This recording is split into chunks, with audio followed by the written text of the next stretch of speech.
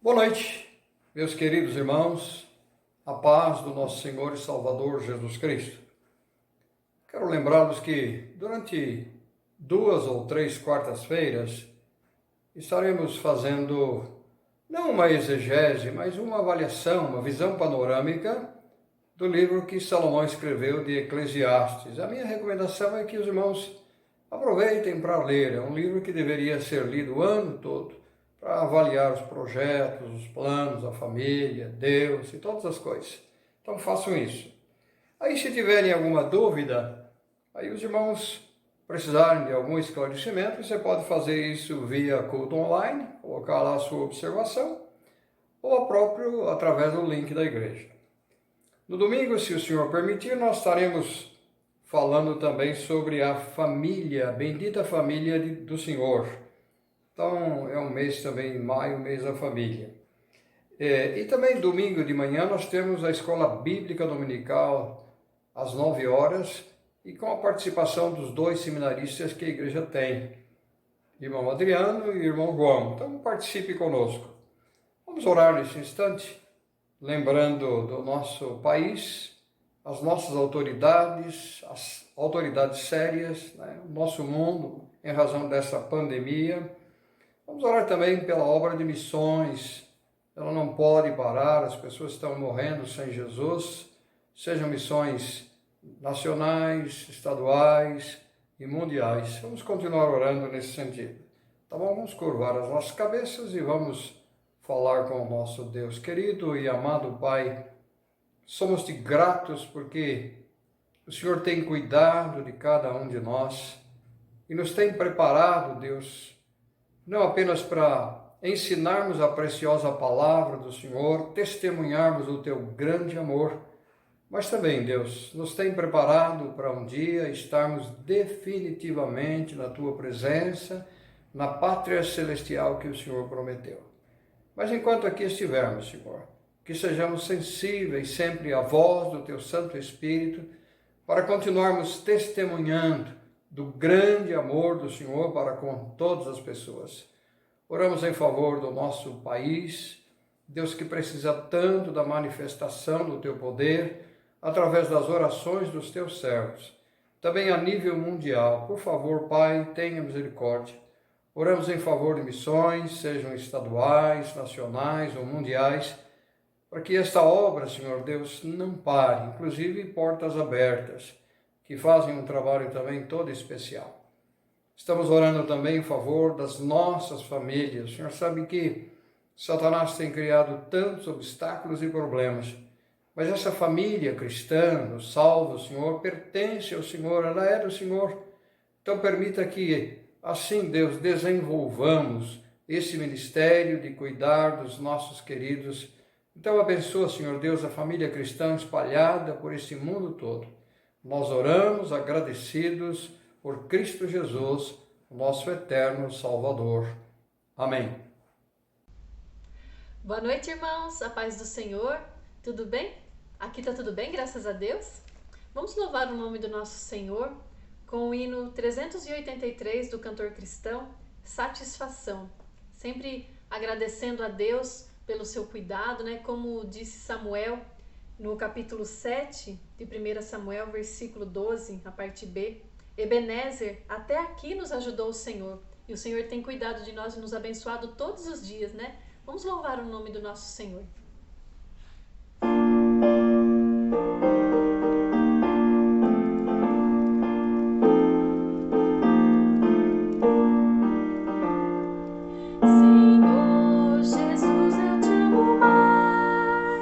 Que nunca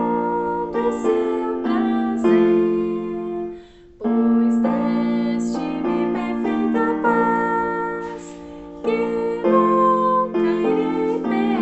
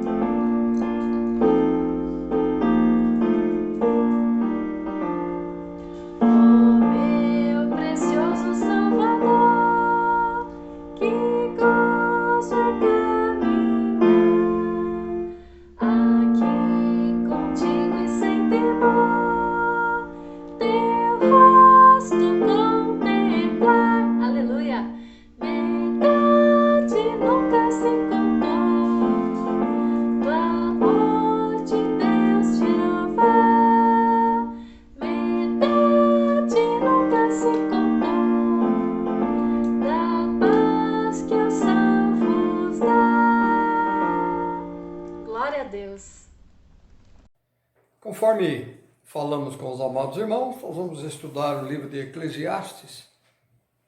Vamos ter uma visão panorâmica, não vamos analisar versículo por versículo, vamos ler alguns textos, sim, destacar aquilo que, no meu ponto de vista, seria mais importante. O livro de Eclesiastes foi escrito pelo rei Salomão. Eclesiastes significa pregador e ele convoca o povo para uma assembleia.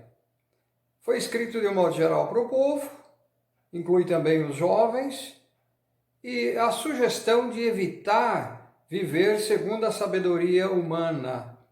A sabedoria humana sem Deus é um desastre, os irmãos sabem disso.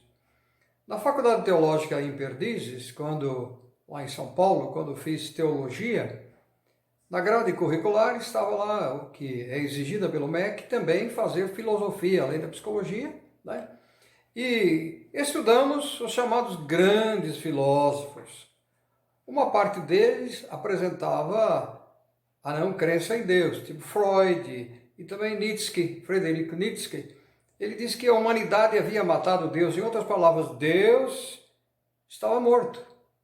Me lembro de um filósofo que se dizia também teólogo na teologia contemporânea, quando estudamos, e ele dizia o seguinte, que Deus, para ele, era o Deus dos desesperados. Quer dizer, quando a pessoa não tinha saída, não tinha solução, estava em desespero, etc., então recorria a Deus. Algumas situações, sim, isso é uma verdade, mas ele não é o Deus desesperado. Eu não sou desesperado, os irmãos não são desesperados. Nós confiamos em Deus, atravessando momentos difíceis como essa pandemia, mas cremos piamente no Deus de amor, Deus bondoso. O livro de Eclesiastes é uma autobiografia, é Salomão dizendo aquilo que experimentou e aquilo que ele tinha se arrependido, e mostrando a todos nós, nos nossos tempos, né, de que a pessoa tem que, sim, ser sábio, mas sábio no ponto de vista de Deus. Então vamos conhecer um pouquinho mais sobre a vida de Salomão. Todos nós sabemos que ele foi filho de Davi com Batseba, e que após a morte do rei Davi, então ele assumiu o trono. Tinha 20 anos. Primeiro livro de Reis, e ele governou 40 anos. Capítulo 11, versículos 42 a 43, a gente lê assim: Quanto aos mais atos de Salomão, a tudo quanto fez e a sua sabedoria, porventura não está escrito no livro da história de Salomão? Esse é um dos livros, né? Foi de 40 anos o tempo que reinou Salomão em Jerusalém sobre todo Israel. E aí, então, provavelmente com 60 anos, se ele reinou 40, começou com 20, 60 anos, descansou com seus pais e foi sepultado na cidade de Davi, seu pai, e Roboão, seu filho, reinou em seu lugar. Interessante que, quando você vai para o capítulo 3 do primeiro livro de Reis, você descobre que Deus lhe apareceu em sonho. Capítulo 3, versículo 5, diz assim: Em Gibeão apareceu o Senhor a Salomão de noite e em sonhos, e disse-lhe: pede-me o que queres que eu te dê. Então Deus deu a oportunidade de Salomão fazer a sua escolha. Quando a gente vai para o capítulo 3, desculpa, versículos 9 a 13, a gente lê assim: dá, pois, ao teu servo, Salomão falando, né? Daquela visão, coração compreensivo para julgar a teu povo, para que prudentemente discirna entre o bem e o mal, a capacidade de fazer o julgamento. Pois quem poderia julgar a esse grande povo? Essas palavras agradaram ao Senhor, por haver Salomão pedido tal coisa. Disse-lhe Deus: já que pediste esta coisa, não pediste longevidade, nem riquezas, nem a morte dos teus inimigos, mas pediste entendimento ou sabedoria, para discernires o que é justo. Olha o Deus dizendo, a justiça, fazer as coisas corretamente. Eis que faço segundo as tuas palavras, dou-te um coração sábio e inteligente, de maneira que antes de ti não houve teu igual, nem depois de ti o haverá. 13. Também até o que não pediste eu te dou. Tantas riquezas como glória, que não há teu igual entre os reis por todos os teus dias. Então Deus realmente ouviu a sua oração e o transformou nos homens mais sábios de toda a história. Ainda hoje o pessoal diz sabedoria como de Salomão. Ele teve tudo. Tudo o que um ser humano poderia aspirar para esse mundo, não para a eternidade. Sabedoria, poder, fama, glória, domínio e riqueza. Os reis e rainhas estavam sempre sob a sua tutela, dependiam dele para todas as coisas. Exemplo, Egito, Arábia, você tem a Grécia, a Etiópia. Para a gente entender melhor, geograficamente falando, seria de Jerusalém até a Espanha nos dias atuais. Uma frota mercante que atuava tanto no mar Mediterrâneo quanto no mar Vermelho.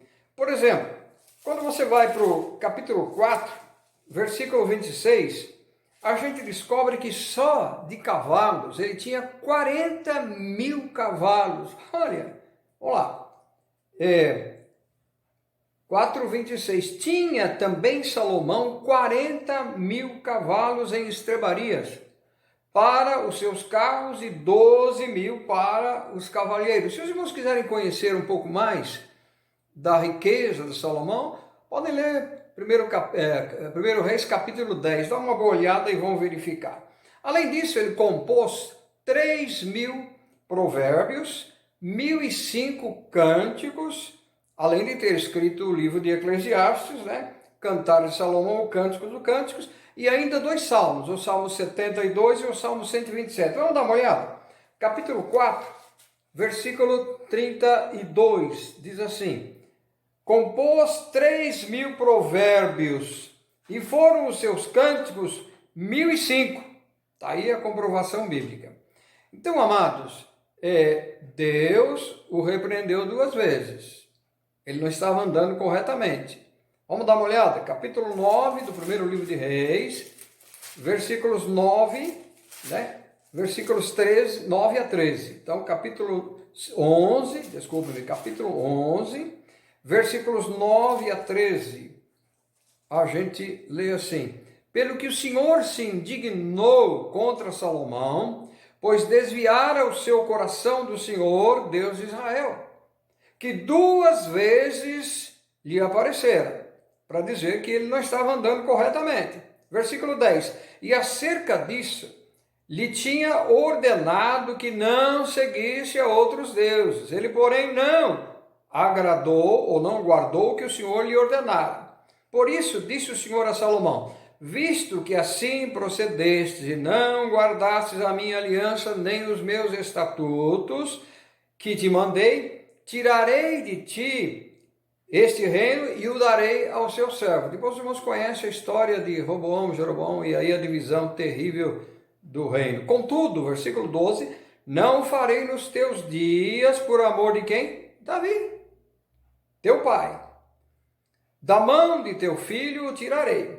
Todavia não tirarei o reino todo darei uma tribo a teu filho, por amor de Davi, meu servo, e por amor de Jerusalém, te escolhi. E quando a gente lê esse livro, eu sempre procuro ler uma vez por ano. Por quê?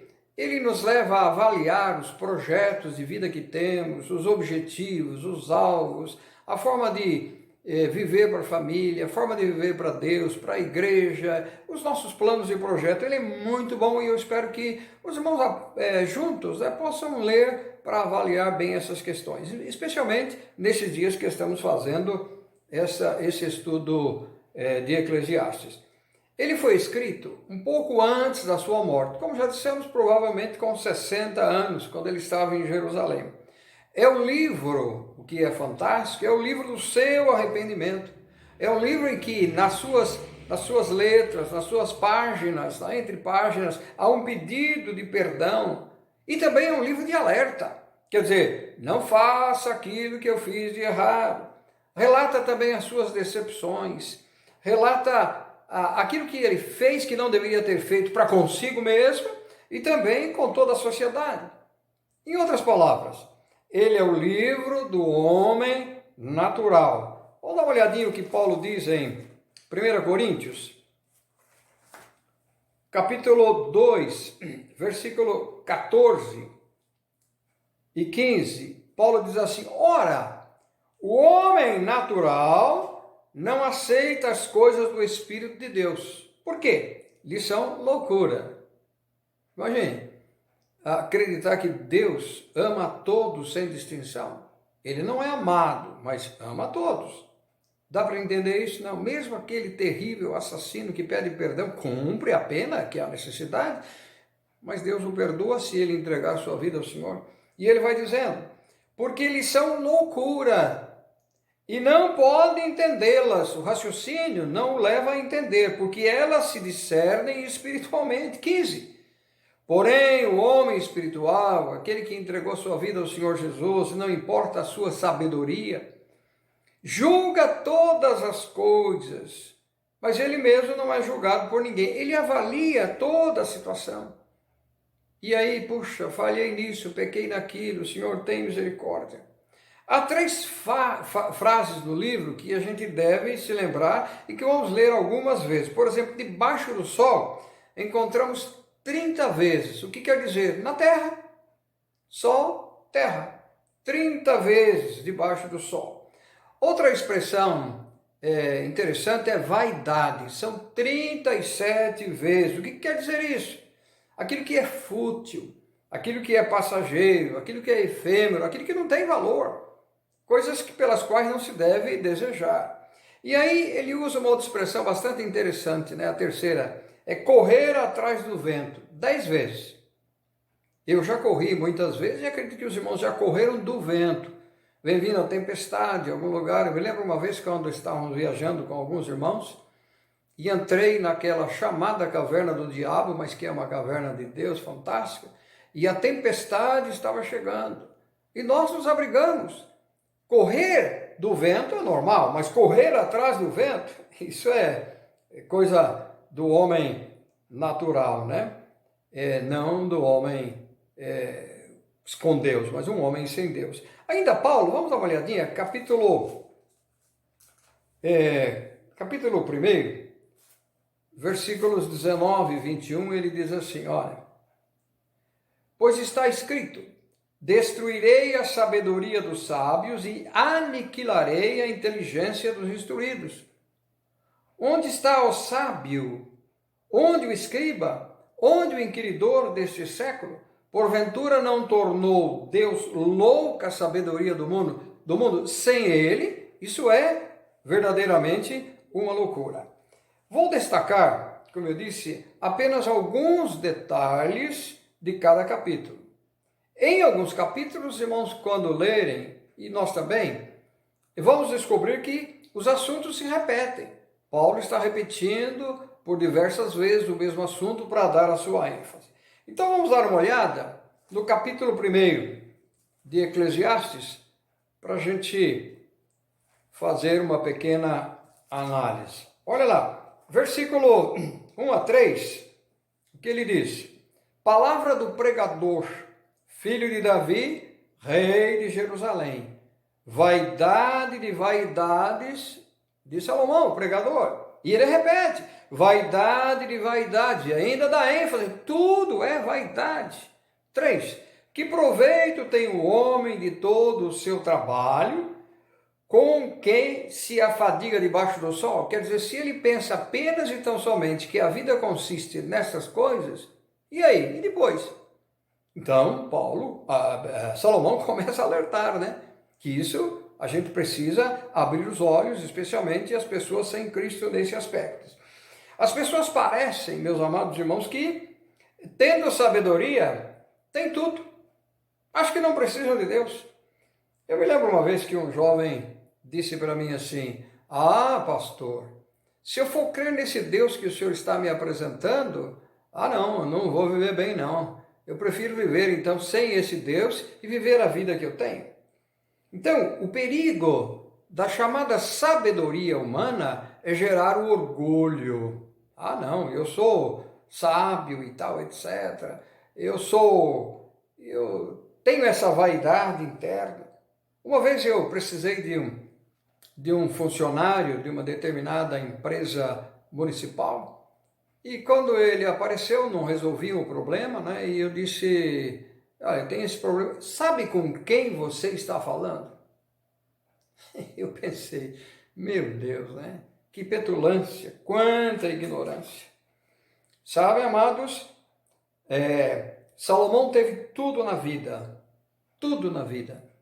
mas ele se esqueceu de Deus. Por isso que Paulo destacou no texto que acabamos de ler, que a sabedoria humana é loucura. Vamos lá, versículos 8 do primeiro capítulo até 10, ele diz assim, olha, 8. As coisas são canseiras tais que ninguém pode exprimir. Os olhos não se fartam de ver, nem se enchem os ouvidos de ouvir. Então, por mais que se alerte as pessoas sobre a importância de ouvir a palavra do Senhor, de andar com Deus, de ir para uma igreja de ensino sério, as pessoas nos nossos dias, de um modo geral, não querem. Mas ele diz que os olhos não se fartam. Eu, às vezes, agora não, mas quando a situação está normal, né? Já levei o meu netinho para ir ao supermercado e tudo aquilo que ele vê, vovô, olha isso, olha aquilo. Aí eu sempre digo, antes de entrar, você pode escolher uma coisa, porque ele tem uma visão, e toda criança é assim, e quer todas as coisas. Então, Salomão está dizendo que os olhos não se fartam. Versículos seguinte, 9, diz, o que foi, e o que é, o que há de ser, e o que se fez, isso se tornará a fazer. Nada há, pois, novo debaixo do sol. É uma verdade. O que a ciência descobre, a alta tecnologia, porque já é pré-existente, não se cria, tudo se copia, né? Isso já dizia o sábio também, nada se cria, tudo se copia. Então, é uma grande verdade. Versículo 10, há alguma coisa de que se possa dizer? Vê, isso é novo. Não, isso já existe, é de matéria pré-existente. Não, já foi nos séculos quem foram antes de nós. Vamos dar uma olhada agora nos versículos 16 até versículo 18. Vai mostrar o que é loucura. O que é loucura? 16, 18. Olha lá. Disse comigo, eis que me engrandeci e sobrepujei em sabedoria. Orgulho. Ele não precisava dizer isso. A todos que antes de mim existiram em Jerusalém. Com efeito, o meu coração tem tido larga experiência da sabedoria e do conhecimento. Claro. Agora, versículo 17. Apliquei o coração a conhecer a sabedoria e a saber o que é loucura. Então, ele tinha discernimento. Isso é loucura. E o que é estultícia? Estultícia quer dizer, é ser tolo, é ser insensato, é ser ignorante. E vinha saber que também isto é correr atrás do vento. Não tem valor nenhum. Versículo 18, para a gente encerrar esse capítulo, e vamos deixar capítulo 2, se assim Deus o permitir, para a gente começar a estudar na próxima quarta-feira. Porque na muita sabedoria, há muito enfado. Conhecimento, conhecimento, conhecimento, conhecimento. Não conhecimento bíblico, mas conhecimento de um modo geral, de todas as coisas. Conhecimento de Deus é maravilhoso, a gente tem que sempre continuar conhecendo a Deus, sua palavra, né? E quem aumenta a ciência, olha o que é difícil e triste, aumenta tristeza. Porque à medida que se mais conhece, maior responsabilidade se tem daquilo que se conhece. É quando se conhece a palavra do Senhor, mais responsabilidade nós temos. Exemplo, olhar para aqueles que precisam do Senhor Jesus, visitá-los, visitar as viúvas, visitar os órfãos, dar o nosso apoio, ter a disposição de servir a Deus. Isso é maravilhoso, é fantástico. Isso causa alegria. Então, muitas experiências nós temos, e os irmãos também, da importância de estarmos exatamente nos lugares em que as pessoas precisam. Deus nos abençoe, então, a gente continua na próxima quarta-feira, vamos continuar com o capítulo 2. Um grande abraço.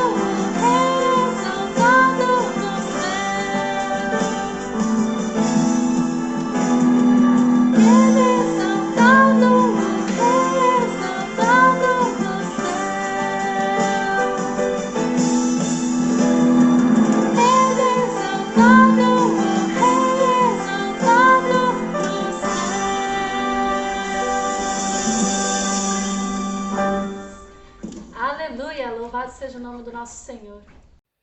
Recebam a bênção apostólica e a graça do nosso Senhor e Salvador Jesus Cristo, o grande e maravilhoso amor de Deus Pai, as consolações, a presença do Santo Espírito amados, continuem conosco hoje e para sempre. Amém.